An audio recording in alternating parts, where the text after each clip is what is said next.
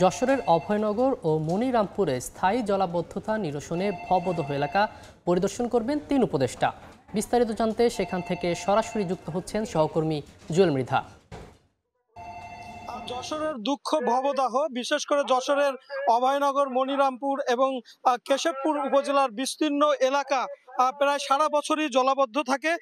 মূলত এই অঞ্চলের যে নদীগুলো, এই নদীগুলো নাব্যতা হারানোয় এবং বিলের থেকে নদীগুলো উচ্চ হয়ে যায় পলি পড়ার কারণে এই অঞ্চলে সারা বছরই জলাবদ্ধতা থাকে। এই জলাবদ্ধতাকে প্রায় ৮০ দশক থেকে শুরু হয়েছে এবং সেই থেকে এই অঞ্চলের লক্ষাধিক মানুষ, প্রায় ১০ লক্ষাধিক মানুষ সারা বছর ভোগান্তিতে থাকেন।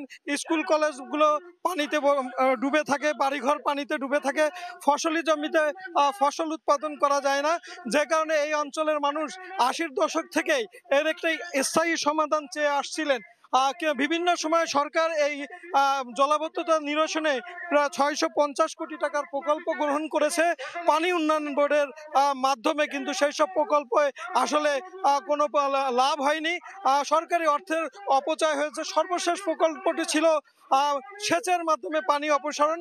আপনারা দেখছেন যে এখানে সেচ পাম্প চলছে। এইভাবে কিন্তু গত প্রায় ৪ বছর ধরে সেচ দিয়ে পানি অপসারণের চেষ্টা চলছে, কিন্তু স্থানীয় যে মানুষ, যারা ভুক্তভোগী মানুষ, তাদের দাবি পানির সেচ দিয়ে আসলে এই সমস্যার সমাধান হবে না। এর জন্য নদীর নাব্যতা ফেরাতে হবে, তার জন্য প্রয়োজন টিআরএম, এবং সেই টিআরএম এর কারণেই কিন্তু টিআরএম এর জন্য আজকে ৩ উপদেষ্টা এই অঞ্চলে পরিদর্শনে এসেছেন। কৃষি উপদেষ্টা, পানি উপদেষ্টা এবং ত্রাণ ও দুর্যোগ মন্ত্রণালয়ের উপদেষ্টা। আজকে তারা এই এলাকা পরিদর্শন করবেন এবং এই অঞ্চলের সমস্যার সমাধানে গুরুত্বপূর্ণ ভূমিকা রাখবেন বলে আশ্বস্ত করবেন বলে আমরা জেনেছি। তার জন্য অধীর আগ্রহে মানুষ অপেক্ষা করছে। তারা খুব শীঘ্রই এখানে চলে আসবে। এই ছিল আমার কাছে সর্বশেষ। সরাসরি যুক্ত ছিলাম যশোর থেকে।